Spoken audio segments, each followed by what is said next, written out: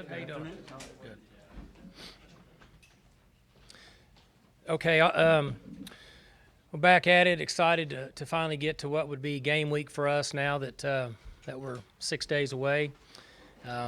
Practices and have been really good. Coaches and players are ready to play in a game. We need the 3 or 4 days coming up before we start to taper off to get ready, but we're just excited about moving forward. I know you guys are. Everybody's anticipating college football, and we're looking forward to it. We're in a really good situation right now. We've got Kevin Peterson that's back out there. Should be, what is today, Thursday, Friday, Saturday's a day off. So Sunday he should be back out there practicing. He's been doing his off rehab work and is doing very well. Brandon Shepard had a dislocated finger. He should be back up and running Sunday and Monday. So from an injury standpoint, we're in good shape. Just a matter of kind of working through this and getting ready to go play in a game. Expect Peterson to play? If he feels good, you know, anytime you have a skill player that has that minor scope, then you just have to wait to see how they feel. But yesterday they didn't have any concerns that he would have his choice of whether he feels like that he wants to play or not. There won't be anything medically that'll hold him back. What can you tell us about Central Michigan, Mike? It's a long way up there. I have a new coach. Returning quarterback's a good player. Defensive line, they have some experience there. They've some inexperienced in the secondary. Like us, relatively new running backs. Returners the same. So there's a lot of uncertainty. We don't have any tape, and when you change staffs like they have, we feel like that we need to be further along and better that of what we do on offense, defense, and special teams than they are at what they do, just because of not really knowing what their game plan or their schemes will be in the first game. Do you have a general feel? Will they keep the same type of offense, you think? Or? I would guess it'll be similar with the quarterback having success. And defensively, I think there'll be some similarities to what we would see during the year, but again, not for sure. Special teams wise, they obviously we know what they did last year. They have a coach on their staff from Buffalo, so you can tie Buffalo into that, and their head coach was a special teams guy in the NFL, so there's a lot of uncertainty there. But we have to prepare for kind of a broad spectrum and then just move forward from that point. Mike, because of the number of guys you got that are experienced on defense, the number of guys you got that really run on defense, could this be the best defense, or potentially best defense since you've been back here as head coach? Yeah, I think potentially is a good word. I like where we're at. I said that at the end of spring ball in preseason, and then up through 4 weeks of practice, give or take a few days. That we have some depth, we have some experience. I think we run pretty well. We'll know a lot more in 6 weeks, and if they continue to work at it and we stay healthy, they could be a good unit. Mike, I know you probably had some questions going into fall camp about certain areas, certain guys, new guys. How much more comfortable are you now than where you were 4 weeks ago when you guys got started? Well, in what areas? Any of them that you maybe had some questions or concerns about how certain guys would respond? Well, I think the first position is a defensive tackle spot. You have 2 guys playing there that really haven't played at this level for the most part, and they've had a good preseason camp. And one thing we all know about preseason camp is that they're working hard, they're absorbing information. I like their attitude, but we don't have a clue about what's going to happen in the games. And so I feel better about that position in watching them in preseason, but there's a lot of uncertainty there. In the offensive line, In the latter part of the season, we really struggled. There's a little more maturity there. There's some new faces, so I feel better about that position. But we're not where we were the years we were winning 11, 12 games with those, second and third year vets that we had playing here. But they're coming along. And each year at this time, I say 6 weeks from now, we're going to know a lot more because we will have been in the grind and we'll know where we're at as a team. And if we get guys that get bummed up a little bit and we have to put another player in there, we'll see how they react. So I feel good about our football team, just in a wait-and-see game at this point. Sounds like running back has been a good development the last month or so. Yeah, and it's, I've mentioned Carr. Up to this point, he's done very well. What he's going to do when we get started, I don't know. McCleskey and Carr and Magruder and Darren Daniels, the 4 freshmen that, I had mentioned about 3 weeks ago that we thought would play in the first game, I still think that'll happen. Carson, there's no telling what he's going to do, but he's done very well for us up to this point. He's made Rennie better. We talked about that. Rennie doesn't have as many reps, which Rennie's a better player when he's fresh. And then Jeff Carr has made plays in practice that makes us think that he could be productive in a game at this level. To what point, I'm not sure. But I feel better about our running backs now than I did at this time last year. I knew what I had with Dez. Dez was reliable. He was steady. He was going to get your 4 to 6 if it was there. He wasn't going to run away from anybody. It's difficult to average 4.5 yards a carry if you don't have a back that can run away from somebody because it's too hard to block everybody all the time. Those guys on the other side of the ball, the defensive front, in most cases they're more athletic than your offensive linemen, so they're going to win their share. They get to coach too. They get to play. So less than 50% of the plays are blocked correctly and or technique and they're sound and they're all knocked down or they're all covered up. So somebody has to make up for that, and that's the running back. And I'm hoping that with Chris, a fresh Rennie, more mature Rennie, and Carr, and actually Raymond's done good too, that we're going to get some of those breakaway plays that'll make us a better running football team than we were at this time last year. Mike, how soon into camp did you think that Carson would be your number 1 guy in the depth chart? We worked him and Rennie with the ones pretty consistent from day one. And the reason why is because he's a 2-year player. He's more mature. He's older. And we knew that Rennie needed that break. So really from day one, we started working them in. And our goal would be for those guys to each get 15 carries. I don't think that we're wanting one to get 25 and the other to get 10. So you would love for those guys to get 15 and then Carr to carry it 8 or 10 times if it works out for him, so we can keep those guys fresh. We've had a lot of success years past with 2 running backs, and that's what the direction we'd like to go in the future. And if those guys all stay healthy, hopefully we'll have that ability to let those 3 guys play. You talk about your defense. There's a lot of guys that are the same that played for you last year. Is it just the maturity factor, another year in the system?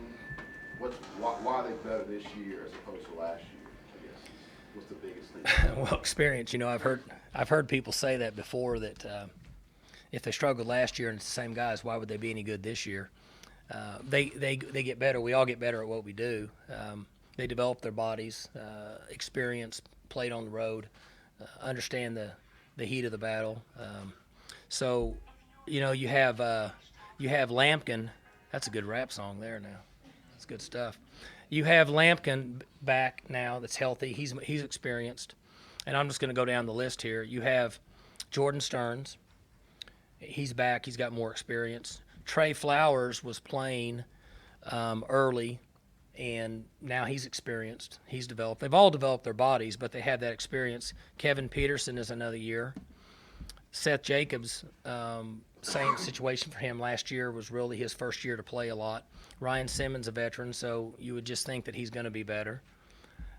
Jordan Burton is a player that I really like, and I think that the Tyler Patman, Furman position, that nickelback, that outside backer spot that he's playing, that he has the ability to be a good player, so I really like him. Jimmy Bean's a returner.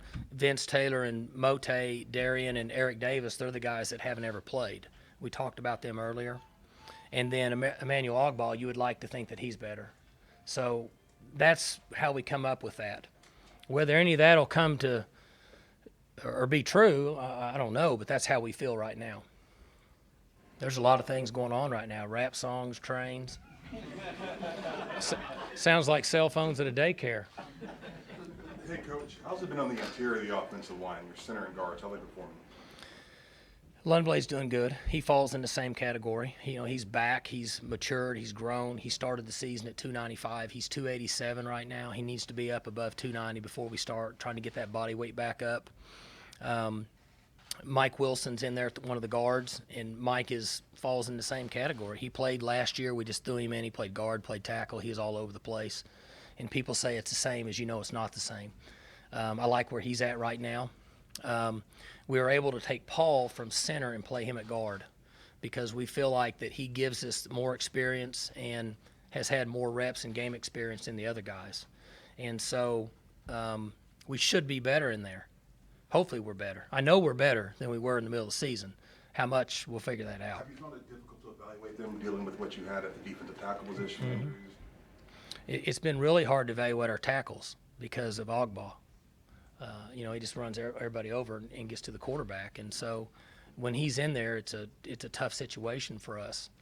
And, I've had the talk with them jokingly, and Crabtree and Victor have been really good, but from playing a position, it's not fun all the time if you got a guy running around you and it doesn't look good. But an Ogbah may flatten out this year, but he's been a difficult player for us to handle in practice. And so, as you know, you either have to account for him somehow, or you just have to say it's going to be tough, difficult to throw certain drop back passes. But the two guys inside have done well, but those ends that we've had have given us some fits in preseason practice. Thought about getting so much preseason attention. Obviously, what kind of camp has he had? 'Cause Great. As you mentioned, sometimes guys can kind of read the press clippings. He's been really good. I see him for whatever reason when I can get enough energy to take off and jog at lunch. One of his classes is getting out, and he's coming by me. And he's the same person. One, he's in class. A lot of times, whether we like it or not, guys that think they're going to be a first-round pick don't do as good a job about getting to class and doing what they're supposed to. So I see him just every other day, whatever it is, he has that class. He's coming back from class. He looks the same. He's not drawing attention to himself. He says very little. He goes about his job. He works hard. He hasn't pulled himself out of anything. His body looks good. He's been a good leader for our team, and that's all we can ask of him. His demeanor and his temperament has not changed any at all. Mike, speaking of demeanor, going back to your days as a quarterback and the guys you played with and then all the guys you coached, what's Mason like? I mean, he seems to be pretty quiet and he doesn't seem to seek the spotlight, but personality-wise, what's he like for you to deal with? Well, he's easy for us. He's, he wants to learn. He's become a good student of the game. He's very respectful, and he's a little bit more low key than what a Josh Fields would be, or even a Zach Robinson, or even a Whedon for that matter. So his personality is somewhat like Chelf. Chelf was kind of quiet and went about his business from a cerebral point. And Mason's similar to him. On punts and kicks, you've got McCleskey and Carr, and they came in here, two of the smallest guys on the roster. How important was this summer with Rob Glass to even get them on the radar to play early this season? Well, I don't need to go into a long conversation about Rob. Everybody knows how I feel about what Coach does for us, and he's the main reason that we've been able to have success here, not only from a physical part but a mental part, what he instills in our players. But Jeff and McCleskey, those guys, they weren't very big. if they would have been a bigger type athlete, they would have, well, in our opinion, they would have been probably a national recruit. And so he's helped get them to a point where we hope that they can compete and play at a high level throughout a season. You know, and it's one of the things we mentioned earlier. We'll find out. We like where they're at now. You know, can't make any promises. We'll just have to wait and see how they develop. Mike, neither guy was, as you mentioned, highly recruited, had a bunch of offers. How important is it for your program to find those guys that maybe for whatever reason, in the case of these guys, they weren't, you know, as big as some others, find those guys and bring them in here where they're able to help you? You know, James Washington was another guy last year that Sure. went under the radar. We don't. We haven't been able to get as many or really any 5-star recruits, what people consider can't-miss guys.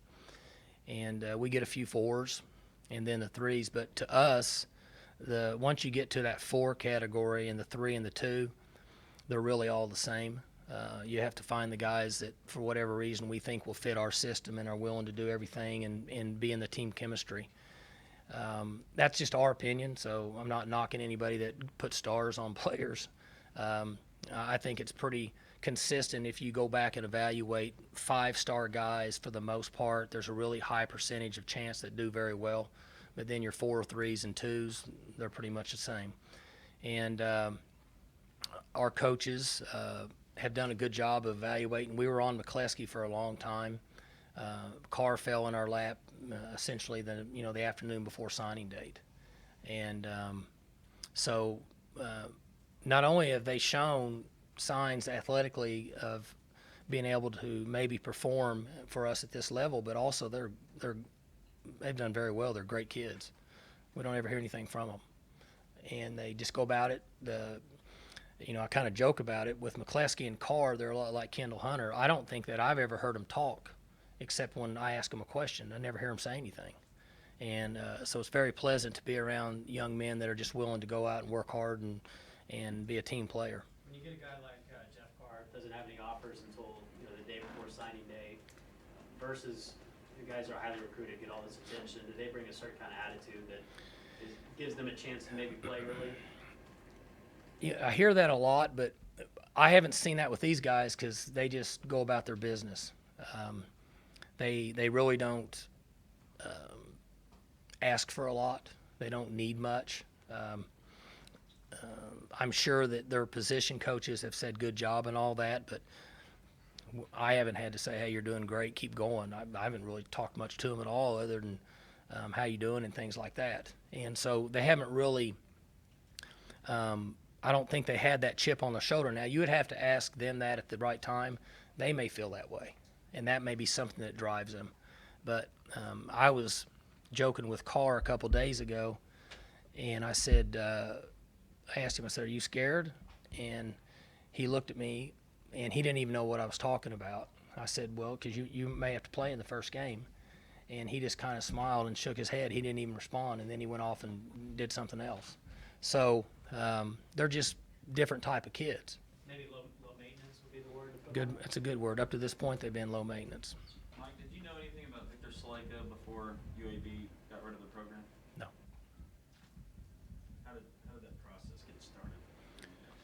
Once word got out that their program was going to be canceled, then I went over to our recruiting office and said, we need to find out who's down there that can play. Because when I was a player here about 50 years ago, when SMU canceled its program, I knew it became a free-for-all to try to get those players, and the NCAA usually makes them eligible immediately. And I know that they had players down there that were from that region of the country that stay local, that were, in some people's opinion, good enough to play at this level, and that we needed to get in there right away and see if there was anybody we thought could help us. And so we were able to get in touch with Victor and his family, and it worked out for us. Was that a tough sell? I mean, was it recruiting a high school Recruiting? kid with other schools? It was a little better because he was 2 years into it and more mature than it was when we have to recruit high school kids. But it was pleasant, really good family, hardworking people, appreciative to be where they are, and very upfront and honest young man, so it made it a pretty enjoyable process. Mike, Victor's one of the handful of first-year players who are atop the depth chart that you guys put out today. You guys have had a really good success rate with those first-year players coming in and contributing to the program. Is there specific qualities you look for, whether it's junior college guys or D1 transfers, specific qualities, maybe not necessarily related to football, that allow guys to succeed?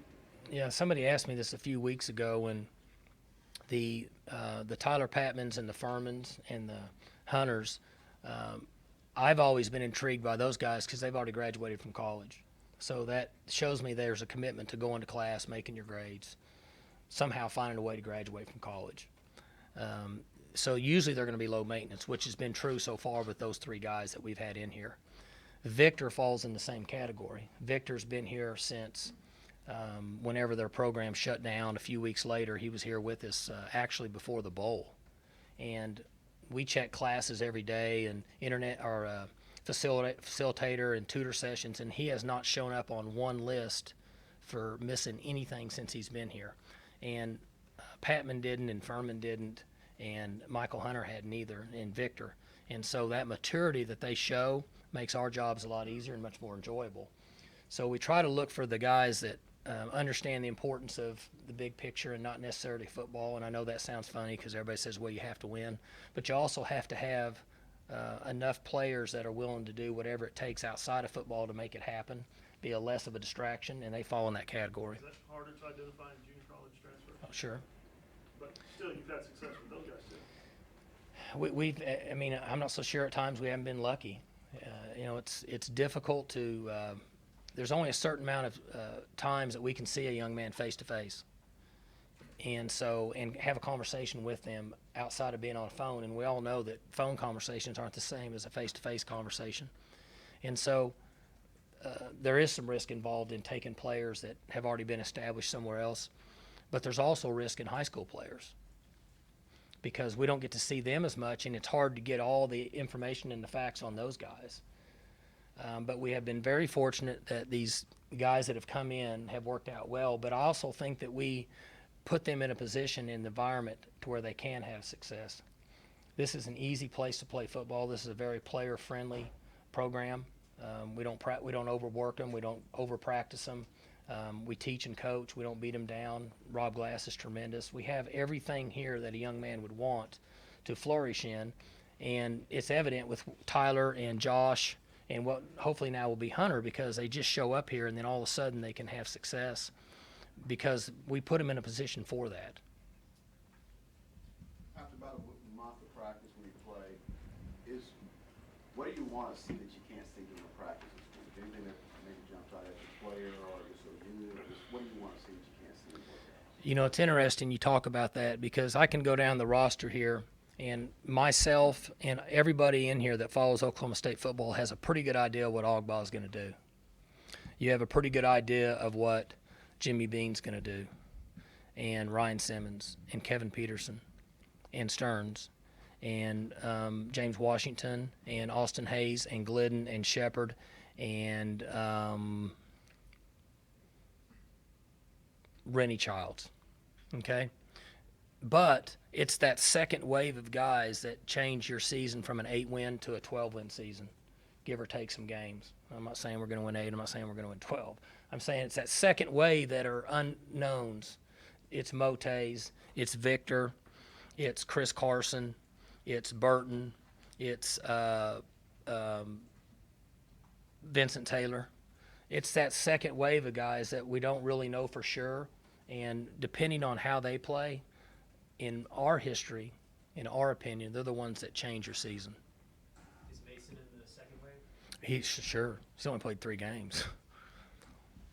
And I was just visiting with a friend earlier, and that I was driving the other day, and I was thinking it was about the middle to the latter part of my sophomore year when I felt like that I understood college football.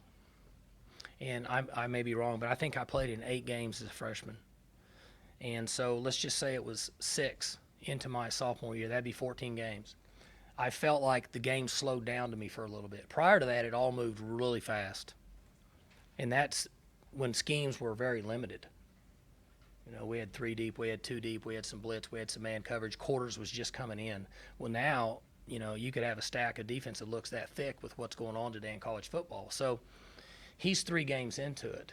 He's going to go through a learning process and a learning curve for 4, 5, 6, 7 games. And we just hope he plays good enough during that time for us to have success. But he's going to go through that. Sure. Mike, traditionally Thursday night games for this program have been a chance to unveil a new uniform with a national audience. Have uniforms continued to play a big role in recruiting? Have you seen kids get their interest sparked maybe initially from seeing that on TV? And is it something that you'll bring up on those visits? I think that uniform still plays a big factor. It always has, and we live in a society today with this generation likes the bling and the colors and bright lights, and that's what drives them. And so it is a big factor. It has been. They want to take pictures with jerseys and things like that. It's not changed.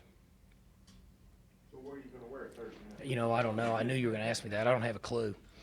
There's a lot of things I have to be involved in. That's one of them I don't. So the players, they make that decision. There was 3 of them last year, and there was 3 of them the year before, and I'm guessing that there was 3 of them this year. They go in and lay out X number of uniforms, 15 of them or whatever. And then our equipment staff gets with somebody over here that administration that's involved with trademarks and marketing, and then they kind of decide how to mix and match, and they go from there. You ever overrule, say no, I haven't got involved in it at all. Do you have any personal favorites? They took my personal favorite away, the gray. I like the gray. The gray shirts? I like the all gray, and they took it away. So it was way above my head. Somebody, Nike or somebody took it. I don't know who it was.